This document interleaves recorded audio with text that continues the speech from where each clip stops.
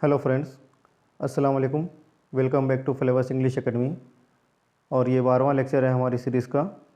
इससे पिछले लेक्चर में मैंने आपको एक एक्सरसाइज दी थी, ये जो एक पैसेज थी कि जिसको मैंने आपसे कहा था कि इसको कनेक्टर्स का इस्तेमाल करके स्पोकन इंग्लिश में कैसे कन्वर्ट करना है, इसकी प्रैक्टिस करें। स्पोकन इंग्लिश जो है, जैसे कि मैं आपको पहले भी बता चुका हूँ कि रिटर्न इंग्लिश से अलग होती है।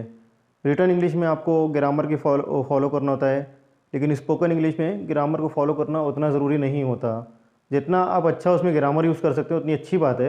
फॉलो नहीं करने का ये मतलब नहीं कि आप ग्रामर को ख़राब कर दें, लेकिन जितना भी आप उसमें कम से कम मिस्टेक करें अच्छी बात है, लेकिन बहुत ज़्यादा स्ट्रिक्ट ग्रामर जो होता है वो उतना नेसेसरी नहीं होता है। और रिटर्न इंग्लिश में आपको पूरा बिल्कुल सिस्टमेटिक लिखना होता है, अच्छे से जुमले जोड़ने होते हैं, डिसकंटिन्यूटी नहीं होनी चाहिए, सब कुछ सिस्टमेटिक होना चाहिए। लेकिन रिटर्न स्पोकन इंग्लिश में आपको सिर्फ जो बात कही जा रही है वो बात पूरी पहुंचाना है सामने वाले तक। जैसा कि मैं आपको पहले भी बता चुका हूँ कि इंग्लिश जो है एक टूल है, आपको अपनी बात सामने वाले तक पहुंचाने के लिए एक ज़रिया है सिर्फ। तो स्पोकन इंग्लिश ख़ास तौर से रिटर्न इंग्लिश में आपको सिर्फ एक टूल नहीं है बात पहुंचाने का, बल्कि अच्छे अंदाज से बात पहुंचाना पड़ता है। तो इसलिए उसमें ग्रामर की फॉलो करते हैं। लेकिन स्पोकन इंग्लिश में आपका सिर्फ एक ही मकसद होता है कि आपकी बात सामने वाले तक सही अंदाज में पहुंच जाए, जिससे वो सही मतलब समझ सके। तो इसीलिए स्पोकन इंग्लिश में बहुत सी चीज़ें जो हैं हज़फ कर दी जाती हैं, रिमूव कर दी जाती हैं। जो मेन बातें हैं वो पहुंचाना मकसद होता है।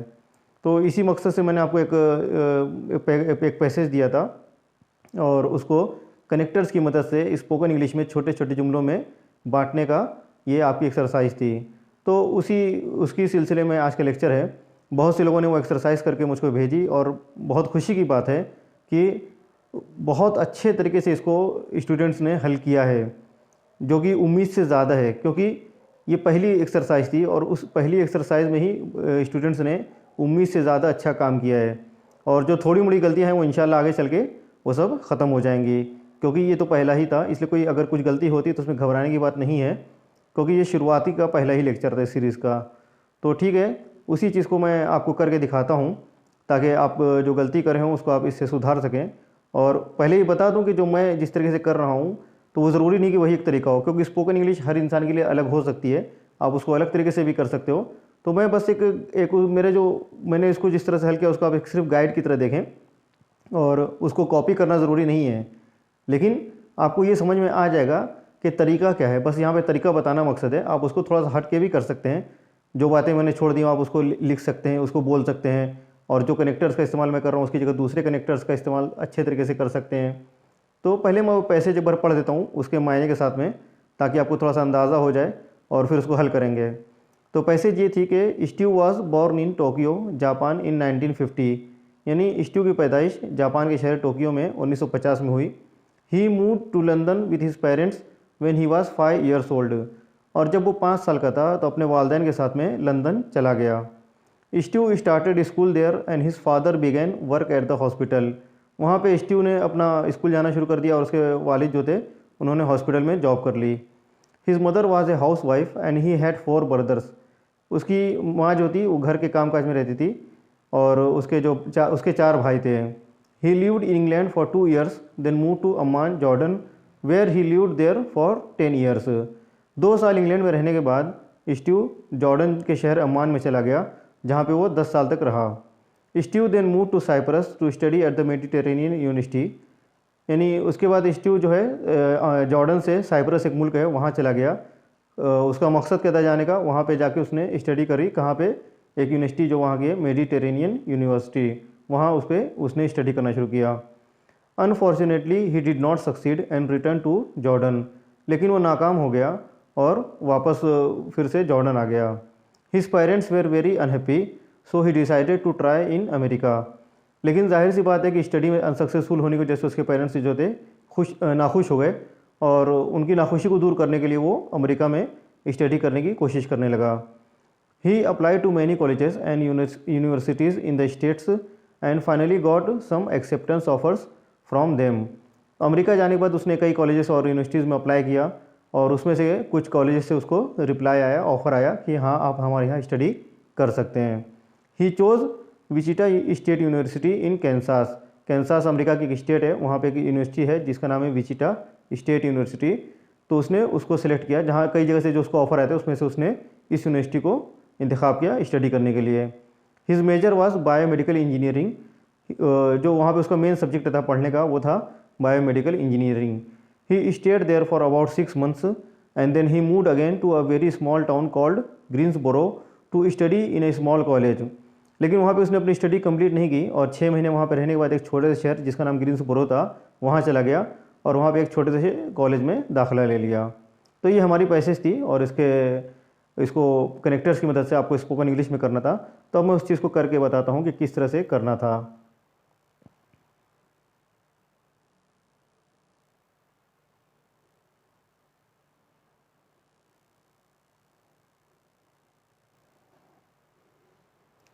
तो पहला जुमला जो था हमारा कि Steve was born in Tokyo Japan in 1950। इसको चूंकि ये पहला जुमला इसमें कनेक्टर नहीं लगेगा क्योंकि शुरुआत आपकी जुमले की यहीं से हो रही है, तो उसमें कनेक्टर नहीं लगेगा। कनेक्टर का काम होता है कनेक्ट करना दो जुमलों को। तो ये पहला जुमला है, इसको किसी से कनेक्ट करना नहीं है, तो इसको आप सिंपली कह सकते हैं कि Steve was born in Japan. इसको हमने सिंप्लीफाई कर दिया, टोक्यो हटा दिया, 1950 हटा दिया। आप इसको शामिल कर सकते हैं टोक्यो को और 1950 को, लेकिन मिनिमम आपको यूज़ करना है तो हम इसको टोक्यो और 1950 हटा के इसको करेंगे, यूज़ करेंगे। फिर उसके बाद दूसरा जुमला है कि he move to London with his parents when he was 5 years old। तो इसको हम सिर्फ सिंपली इतना कर देंगे कि then he move to London. तो इसमें आपको ध्यान इस बात पे देना है कि मैं किन कनेक्टर्स का इस्तेमाल कर रहा हूँ। जुमला आगे कितना बड़ा लिखा है कितना नहीं लिखा है, ये इससे ज़्यादा अहम इस वक्त ये है कि कनेक्टर्स किनका इस्तेमाल कर रहा हूँ। यहाँ पे हमने इस्तेमाल किया है देन का इस्तेमाल क्यों किया है, क्योंकि ये आगे की बात है। जैसे एक चीज़ हुई कि वो जापान में था, उसके अगला स्टेप ये था कि वो लंदन चला गया। देन क्या होता है, जब या तब, इस दिन का मतलब होता है उसके बाद, कब, एक वक्त बताता है। तो जैसे पिछले जुमले में हमने बताया था कि वो जापान में पैदा हुआ और उसके बाद उसके बाद वो लंदन चला गया, तो एक वक्त बताता है। तो इसके लिए यहाँ पे हमने देन का इस्तेमाल किया है। जैसे जैसे आप प्रैक्टिस करते आएंगे आपको ये कनेक्टर का इस्तेमाल समझ में आएगा कि कहाँ पर किस कनेक्टर का इस्तेमाल करना है। फिर आता है आपका उसके बाद के Steve started school there and his father began work at the hospital. तो इसमें से हमने दूसरा पार्ट निकाल दिया है उसके वालिद वाला। हम सिर्फ स्टीव के बारे में बताएंगे कि and he started school there. अब यहाँ पर एंड क्यों आया, क्योंकि ये जुमला पिछले जुमले का कंटिन्यूएशन है। लंदन जाने के बाद उसने क्या किया, यहाँ पे आप देन का भी इस्तेमाल कर सकते हैं। देन आप कैसे कर सकते हैं कि then he started school there, और एंड का भी इस्तेमाल कर सकते हैं क्योंकि ये कंटिन्यूटी है पिछले जुमले से। तो चाहे वो, चूंकि वो बात अधूरी थी यहाँ पे पूरी की गई है, तो यहाँ पे चाहे आप एंड का इस्तेमाल करो। और ये चीज़ एक वक्त को भी बताती है कि उसके बाद उसने इस चीज़ के बाद उसने ये चीज़ की, तो यहाँ पर आप देन का भी इस्तेमाल कर सकते हैं और एंड का भी इस्तेमाल कर सकते हैं। उसके बाद है कि his mother was a housewife and he had 4 brothers। ये दो बातें हैं, तो इसको हम एक जुमले को दो हिस्सों में बांट देंगे। पहली बात यह है कि उसकी मदर हाउस वाइफ थी, तो पिछले जुमले की कंटिन्यूटी है इसमें चूँकि, इसलिए हम यहाँ पे एंड इस्तेमाल करेंगे कि and his mother was a house wife. पिछले जुमले की इन्फॉर्मेशन को ही इसने कंटिन्यू किया है, तो यहाँ पे चूँकि कंटिन्यूएशन है तो इसलिए एंड का इस्तेमाल करेंगे। और इसके साथ में मज़ीद एक इन्फॉर्मेशन दे रहे हैं, तो ऑल्सो का इस्तेमाल वहाँ पे होता है जब किसी चीज़ की आपको मज़ीद इन्फॉर्मेशन देना हो तो आप ऑल्सो का इस्तेमाल करते हैं। तो मज़ीद इन्फॉर्मेशन, एक तो उसकी वालदा के बारे में इन्फॉर्मेशन है कि वो हाउस वाइफ थी। मज़ीद इन्फॉर्मेशन क्या है, वो ये है कि उसके 4 भाई थे। तो हम यहाँ पे मज़ीद इन्फॉर्मेशन के लिए ऑल्सो का इस्तेमाल करेंगे। तो यहाँ पे हम लिखेंगे या कहेंगे कि ऑल्सो ही हैड 4 brothers। उसके बाद आता है कि he lived in England for 2 years then move to Amman Jordan where he lived there for 10 years।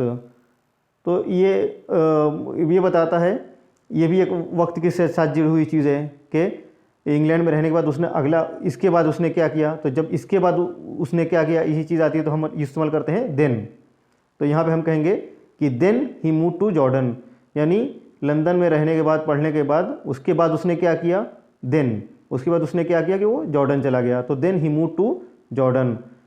उसके बाद फिर से यही बात आती है कि Steve then move to Cyprus to study at the Mediterranean university. तो फिर से आप देन आएगा क्योंकि जॉर्डन में रहने के बाद उसने क्या किया, रहने के बाद इसके बाद उसने, इस पे ध्यान दीजिए कि किसी चीज़ के बाद जब कोई चीज़ होगी तो आप देन इस्तेमाल करेंगे। तो फिर आप कहेंगे कि then he move to Cyprus for studies. और उसके बाद फिर अगला जुमला है कि unfortunately he did not succeed and return to Jordan. तो ये है कि बदकिस्मती से वो कामयाब नहीं हुआ और फिर जॉर्डन वापस चले गया। तो अब यहाँ पे ये नया कनेक्टर आया but he did not succeed. But का इस्तेमाल आप करते हैं जब कंट्रास्ट हो जुमले में, पिछले जुमले और इस जुमले में कंट्रास्ट हो, या कुछ जो चीज़ होनी चाहिए थी वो ना हो पाई हो, तो उस वक्त आप बट का इस्तेमाल करते हैं। तो क्योंकि वो साइप्रस गया था स्टडी करने के लिए, लेकिन वो कामयाब नहीं हुआ, लेकिन बट यानी लेकिन, तो जो चीज़ वो सोच के गया था वो चीज़ हो नहीं पाई। एक्सपेक्टेशन कुछ और थी, एक्सपेक्टेशन थी कामयाब होने की, उसको उम्मीद थी कामयाब होने की, लेकिन वो हो नहीं पाई। तो यहाँ पे आप इस्तेमाल करेंगे बट। तो जो चीज़ होनी होती, जो चीज़ एक्सपेक्टेशन थी वो चीज़ ना हो पाए, तो आप बट का इस्तेमाल करते हैं। तो यहाँ पे ये ध्यान रखिए कि किस कनेक्टर का इस्तेमाल कब हो रहा है। आज के लेक्चर में आपको पूरे ध्यान इसी पे देना है कि किस कनेक्टर का इस्तेमाल कब हो रहा है, किस मौके पर हो रहा है, बस ये चीज़ आपको ध्यान बैठाने जानी है। तो यहाँ पे हम कहेंगे कि but he did not succeed, और ये चूँकि इसमें भी 2 पॉइंट है तो इसको भी हम 2 जुमलों में बांट देंगे कि एक बात तो ये है कि वहाँ पे कामयाब नहीं हुआ, दूसरी बात है कि फिर वो जॉर्डन रिटर्न आ गया। तो ये जॉर्डन जो रिटर्न आ गया ये कंटिन्यूशन है जुमले का, कि वो कामयाब नहीं हुआ और फिर जॉर्डन चला गया। ये पूरा कंटिन्यूशन एक जुमला है। तो यहाँ पे हम इस्तेमाल करेंगे, जब कंटिन्यूशन होता है तो इस्तेमाल करते हैं एंड। तो इसको कहेंगे कि एंड रिटर्न टू जॉर्डन। उसके बाद था कि his parents were very unhappy so he decided to try in America. यहाँ पे फिर आप देखिए कि एक्सपेक्टेशन ये थी कि उसके माँ बाप को खुश कर देगा पढ़ाई करके, लेकिन वो कर नहीं पाया, तो एक्सपेक्टेशन जो थी वो हो नहीं पाई। तो यहाँ पे हम फिर इस्तेमाल करेंगे बट। तो जुमला बनेगा कि but his parents were unhappy. और चूंकि ये जुमला भी 2 इन्फॉर्मेशन रखता है और 2 इन्फॉर्मेशन को हम 2 अलग अलग जुमलों में करते हैं स्पोकन इंग्लिश में, जितनी इन्फॉर्मेशन होती है उतने जुमले उसको बांट देते हैं। तो अब यहाँ पे देखिए एक और नया कनेक्टर आता है कि सो ही ट्राइड इन अमेरिका। यहाँ पे एक नया कनेक्टर आया सो का इस्तेमाल कब करते हैं, जब किसी चीज़ को एक्सप्लेन करते हैं कि उसके माँ बाप खुश नहीं थे इसलिए वो अमेरिका चला गया। ये एक्सप्लेनेशन है किस चीज़ का, कि उसके माँ बाप खुश नहीं थे तो इसकी वजह से क्या हुआ, ये इसको एक्सपांड किया उसने। इस चीज़ का एक्सपांशन है या एक्सप्लेनेशन आप कहेंगे, कि पिछले वाले जुमले को ये एक्सप्लेन करता है कि वो अमेरिका चला गया। क्यों चला गया, क्योंकि अगर आप कहेंगे कि जब किसी चीज़ की वजह से कुछ हो रहा हो कि, तो ये एक्सप्लेनेशन है, पिछले जुमले का एक्सप्लेनेशन है, क्योंकि पिछले जुमले की वजह से ये जुमला हुआ, यानी पिछली जो चीज़ हुई थी उसकी वजह से ये चीज़ हुई। तो जब किसी वजह से कोई चीज़ बताएंगे आप तो सो का इस्तेमाल करते हैं। तो जहाँ पे वजह बतानी हो, जहाँ पे एक्सप्लेन करना हो, जहाँ पे वजह बतानी हो, वहाँ पे आप इस्तेमाल करेंगे सो का। तो चूँकि उसके पेरेंट्स अनहैप्पी थे इसलिए सो ही ट्राइड इन अमेरिका, यानी उसने अमेरिका में कोशिश की स्टडी करने की। फिर आता है कि he apply to many colleges and universities in the States and finally got some acceptance offers from them. यहाँ पे भी आपकी 2 इन्फॉर्मेशन हो गई कि उसने कई कॉलेजेस में ट्राई किया और उसमें से कुछ से वहाँ पे उसको ऑफ़र लेटर आ गए।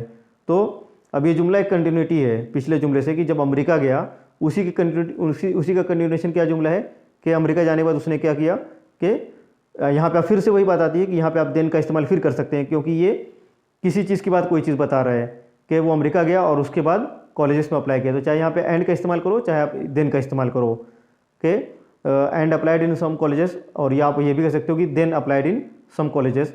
और दूसरे जुमला जो है ये कंटिन्यूटी है कि एंड गॉट सम ऑफर्स, यहाँ पे एंड आएगा। क्यों, ये कंटिन्यूस जुमला है कि उसने अप्लाई किया और उसमें से कुछ जगह से उसको ऑफर आ गया। तो ये कंटिन्यूटी दिखा रहा है। तो कि जब भी कंटिन्यूटी दिखाना हो जुमले में तो एंड का इस्तेमाल करते हैं।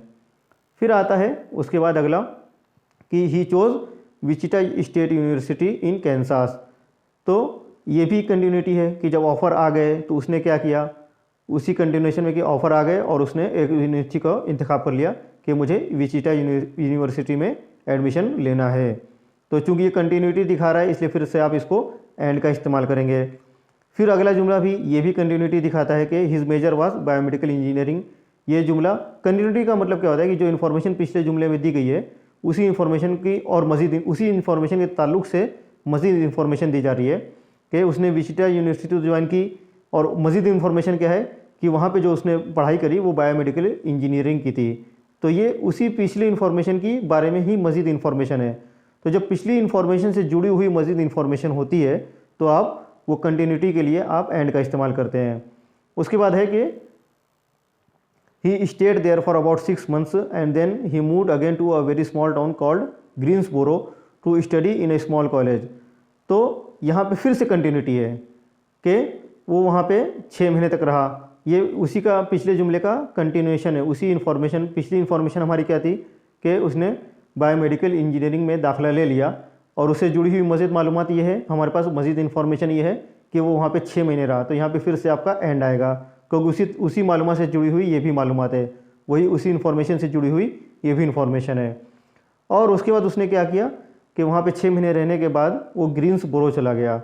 अब यहाँ पे देखिए, ये कंटिन्यूटी भी कह सकते हैं, लेकिन यहाँ पे ज़्यादा सूटेबल जो होता है वो देन आएगा। क्यों? क्योंकि एक चीज़ के बाद दूसरी चीज़ हो रही है कि वो पहले विचिटा यूनिवर्सिटी में रहा और वहाँ से 6 महीने के बाद ग्रीन्सबोरो चला गया स्टडीज़ के लिए।